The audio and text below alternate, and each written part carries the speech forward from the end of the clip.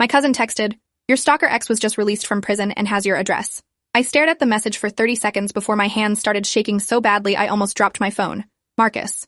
After 3 years behind bars, he was out. And somehow he'd already found me. I'd moved across the country, changed my last name, deleted every trace of my old life online. But none of it mattered if he had my address. My cousin Tyler followed up immediately. Prison buddy told me, "Marcus has been planning this for months. Dude's obsessed. You need to run. Now." The apartment suddenly felt exposed. Every window a potential entry point. Every shadow a hiding place.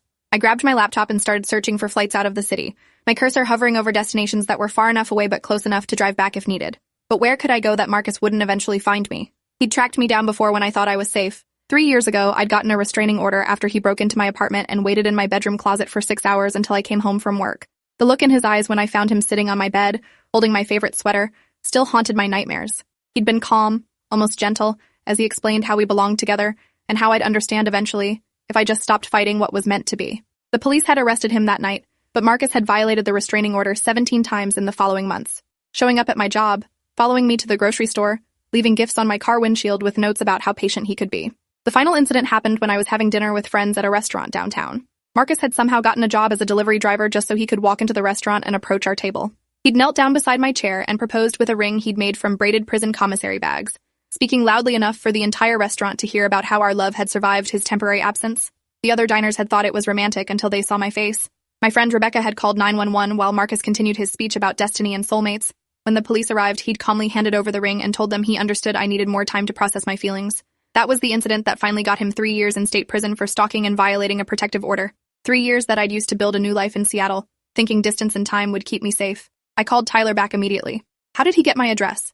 I don't know all the details, but his cellmate said Marcus spent the whole 3 years researching you, had photos printed from your social media before you deleted everything, knew about your job, your apartment, even your favorite coffee shop. My stomach dropped. What photos? I deleted everything before I moved. Old screenshots, cached pages, stuff friends posted and tagged you in. He had this whole system of keeping track. His cellmate thought it was romantic at first until Marcus started talking about how you were just confused and needed to be reminded of what you meant to each other. I looked around my studio apartment, really seeing it for the first time as Marcus would see it. Ground floor with windows facing the parking lot. No security system, just a chain lock and a deadbolt that anyone with basic tools could defeat. One exit through the front door, no back way out. I'd chosen it because it was affordable and close to work, never thinking about defensibility. Tyler, I need you to do something for me. Call Detective Walsh at Seattle PD and tell her Marcus Wright was released from Millhaven Correctional and has made threats. Tell her I need to reactivate my case file. Already did that. She's on her way to your place now. Relief flooded through me. Detective Walsh had handled my original case before I moved, and she'd been the one to suggest I relocate when Marcus's behavior escalated. She understood how dangerous he was and wouldn't dismiss this as paranoia. 20 minutes later, Detective Walsh knocked on my door with a uniformed officer beside her. I recognized her immediately. Mid-40s, short brown hair, the kind of steady presence that made you feel like someone competent was finally handling things. Tyler filled me in, she said without preamble. We're treating this as an active threat. How long ago did you get the warning? About an hour ago. She nodded and pulled out her phone. I'm calling this into the task force. Marcus Wright is considered high risk, and his release should have triggered automatic notification to victims. Someone dropped the ball on protocol. The uniformed officer started walking around my apartment, checking windows and door locks while Detective Walsh interviewed me. She wanted to know about any contact I'd had with Marcus or his associates, any suspicious activity around my building, any feeling that I was being watched. I told her about the weird phone calls I'd been getting for the past week. Someone would call, I'd answer, and then they'd hang up without saying anything. I'd assumed it was telemarketers or wrong numbers, but now it felt sinister. Those calls started exactly 7 days ago, I said, checking my phone log. Always from different numbers, always during the day when I'd normally be at work. Detective Walsh made notes while the uniformed officer finished his security assessment. The news wasn't good. My apartment was what he called tactically indefensible, with too many access points and no safe room to retreat to if someone got inside.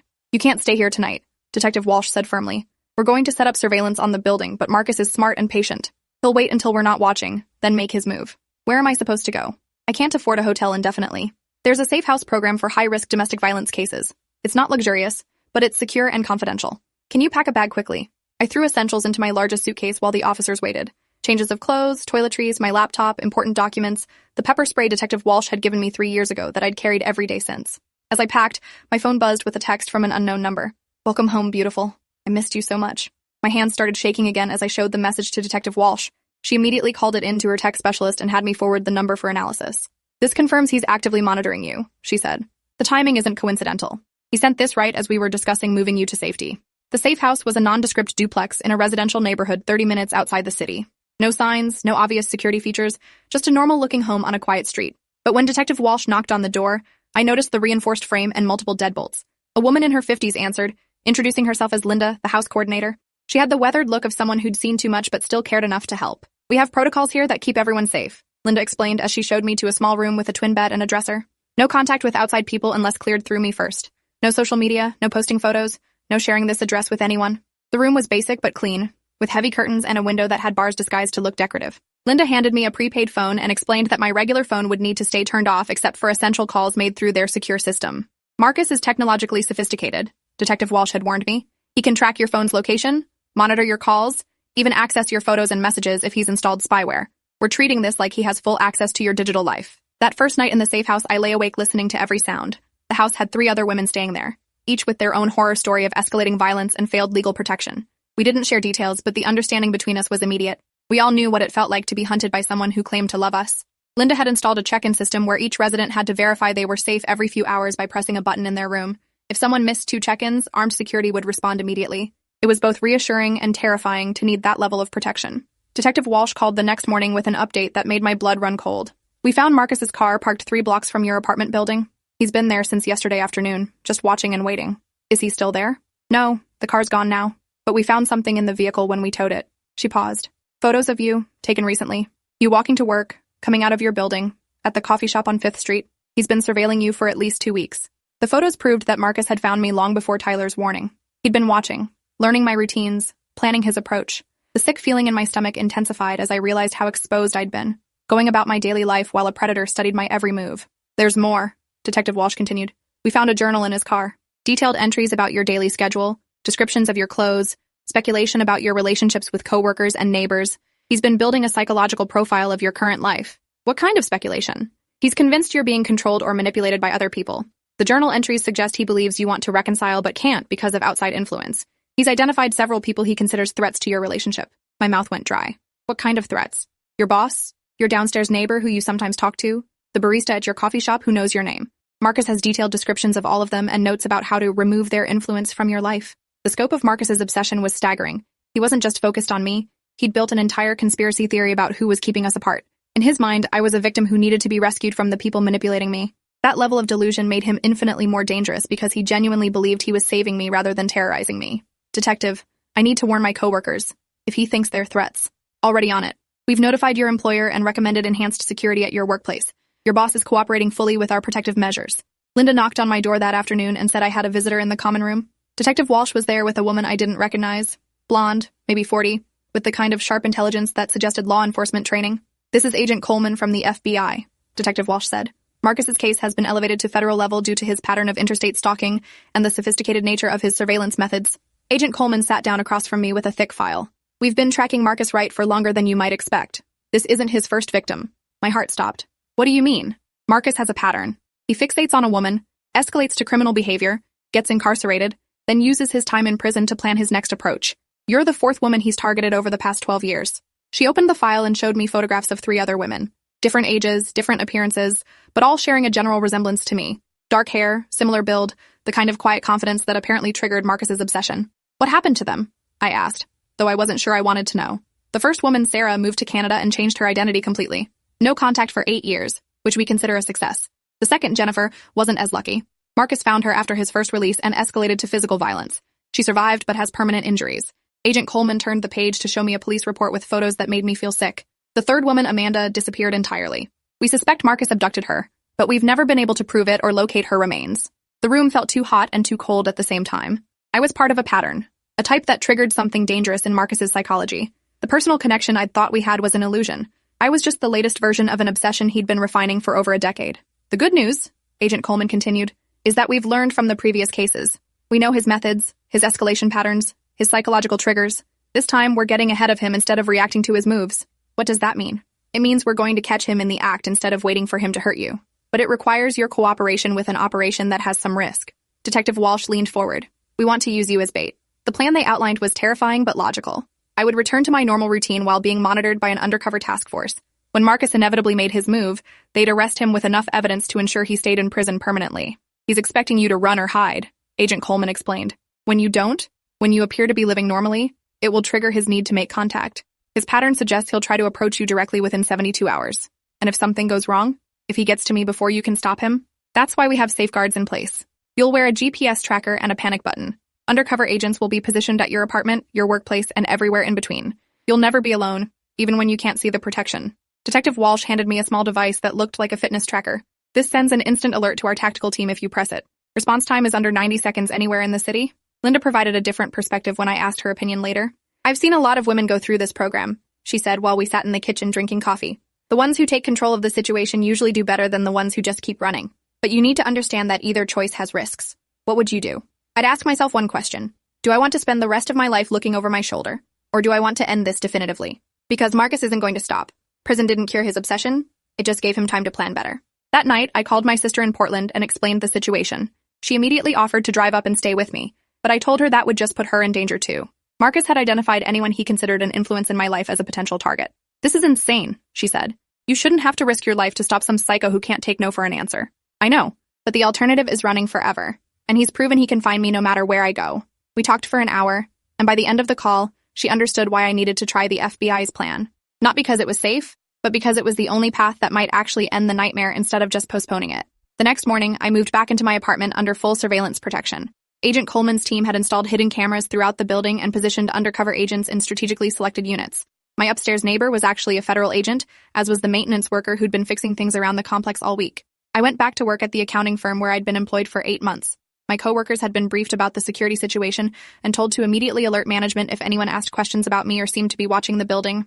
The receptionist had photos of Marcus and instructions to call 911 if he appeared in the lobby. For 2 days, nothing happened.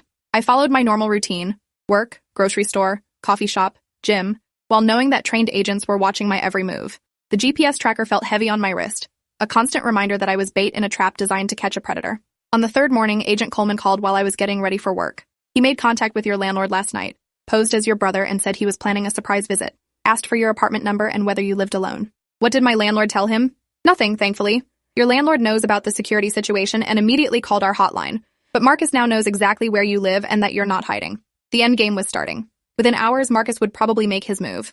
I wore the panic button disguised as a necklace and tried to act normal during my commute to work, though every person on the bus looked potentially suspicious. At the office, I sat at my desk processing invoices and answering phones while federal agents monitored the building's entrances. Around noon, the receptionist called my extension. There's someone here asking for you. Says he's your cousin Tyler. My blood turned to ice. Tyler was still in California and would never show up unannounced. Marcus was in the building, 5 floors below me, pretending to be family. Tell him I'm in a meeting and ask him to wait in the lobby, I said, following the protocol Agent Coleman had drilled into me. Then immediately call the number I gave you yesterday. I pressed the panic button and felt the small vibration that confirmed the signal had been sent. Within seconds, Agent Coleman's voice came through my earpiece. Tactical team is moving. Stay exactly where you are. Do not approach the lobby. Through my office window, I could see unmarked cars pulling up to the building. Men in suits were already stationed in the lobby, having anticipated that Marcus might try this approach. The receptionist called back 2 minutes later. Your cousin said he'll wait, but he seems really eager to see you. He's asking a lot of questions about your schedule and when you usually leave work. Keep him talking, but don't give him any information. Help is on the way. I watched through the window as federal agents entered the building, coordinating with the undercover personnel already inside. This was the moment we'd been preparing for. Marcus was finally making his move, and this time, law enforcement was ready. Agent Coleman's voice came through my earpiece again. Subject is in custody. Repeat. Marcus Wright is in custody. You can come down to the lobby now. The elevator ride down felt surreal. After 3 years of fear and months of preparation, it was over in less than 5 minutes. When the doors opened, I saw Marcus in handcuffs, flanked by 2 federal agents. He looked exactly the same as I remembered. Average height, brown hair, the kind of forgettable face that had helped him blend in while stalking me. But his expression when he saw me was anything but forgettable. Pure rage mixed with what he probably thought was love, a combination that had always terrified me about him. Sophia, he said as the agents led him past me. You look beautiful. I knew you'd understand eventually. This is just temporary. We're meant to be together. I didn't respond. Couldn't respond. The casual way he spoke, as if being arrested for stalking was just a minor inconvenience in our destined relationship, reminded me exactly why I'd needed to end this permanently. Agent Coleman approached me as they loaded Marcus into the transport vehicle. We found additional evidence in his hotel room. Photos, surveillance equipment, detailed plans for approaching you, plus weapons, 3 knives, and zip ties. This was going to escalate to abduction or worse. What happens now? Now he faces federal charges for interstate stalking, violating protective orders, and attempted kidnapping. With his previous convictions and the evidence we collected, he's looking at 15 to 20 years minimum. As the police cars drove away with Marcus inside, I felt something I hadn't experienced in years. Actual safety. Not the temporary relief of distance or hiding, but the deep certainty that the threat was neutralized. Detective Walsh walked me back to my apartment that evening to collect my belongings. The surveillance equipment would stay in place until the trial, but I was free to return to my normal life. "You did something incredibly brave," she said as we waited for the elevator. "Most people in your situation would have just kept running." Running wasn't working. He was always going to find me. Not everyone realizes that. You took control of the situation instead of letting it control you. That night, I called Tyler to thank him for the warning that had started the chain of events leading to Marcus's capture. "Damn," he said when I told him about the FBI operation. "So this psycho's been tracking other women too?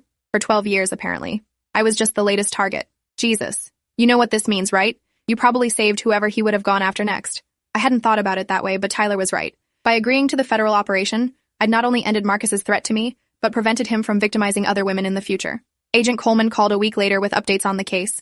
Marcus had been denied bail due to his flight risk and pattern of violating court orders. The evidence collected during his arrest had also connected him to Amanda's disappearance 3 years ago. "We found her belongings in a storage unit he rented under a false name," Agent Coleman explained. "He's now facing murder charges in addition to the stalking and kidnapping charges. Is there enough evidence to convict him?" "More than enough. Between the physical evidence, his journal entries, and his recorded statements during arrest, the prosecutor is confident about securing multiple life sentences." The trial took place 6 months later. I testified for 3 hours, describing Marcus's pattern of escalating behavior and the fear that had controlled my life for years. His defense attorney tried to paint him as mentally ill rather than criminally responsible, but the evidence of premeditation and sophisticated planning undermined that strategy. The jury took only 4 hours to find Marcus guilty on all counts. The judge sentenced him to life in prison without the possibility of parole, plus an additional 40 years for the weapons charges and attempted kidnapping. During the sentencing hearing, the judge read a statement that captured exactly why this case had been so important. "The defendant's actions represent a systematic campaign of terror designed to deprive the victim of her fundamental right to live free from fear." This court finds that the defendant's pattern of behavior across multiple victims demonstrates a level of predatory calculation that requires permanent removal from society. As I left the courthouse, Agent Coleman handed me a card with a victim's advocate contact information. "Recovery from this level of trauma takes time," she said. "Don't expect to feel normal immediately just because the legal threat is gone." She was right. For months after the trial, I still found myself checking locks obsessively and scanning crowds for familiar faces. The hypervigilance that had kept me alive during the stalking period didn't disappear overnight just because Marcus was in prison. Therapy helped. Dr. Martinez specialized in trauma recovery and understood how prolonged stalking affected the nervous system. We worked on distinguishing between rational caution and trauma-induced paranoia, developing strategies for gradually returning to normal social activities without ignoring legitimate safety concerns. "Your body learned to treat the world as dangerous because it was dangerous," she explained during one session.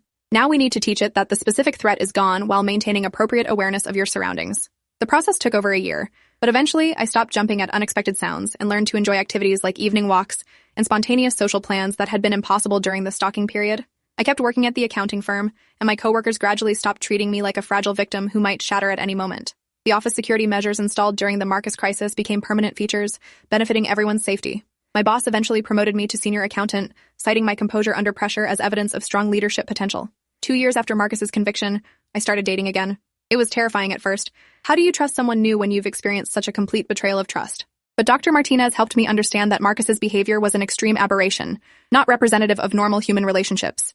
I met James at a cooking class that Dr. Martinez had suggested as a way to engage in social activities with built-in safety structure. He was patient with my initial wariness and didn't pressure me to share details about my past until I was ready. When I did tell him about Marcus, his reaction was exactly what I needed: anger at what I'd endured, but no attempt to position himself as my protector or savior. We've been together for 8 months now, and he understands that some of my safety practices aren't negotiable. I still check locks twice, still avoid sharing too much personal information online, still maintain the address confidentiality program that keeps my real location out of public records. But these precautions feel reasonable rather than paranoid because they're choices I'm making from a position of strength rather than desperate reactions to immediate threat.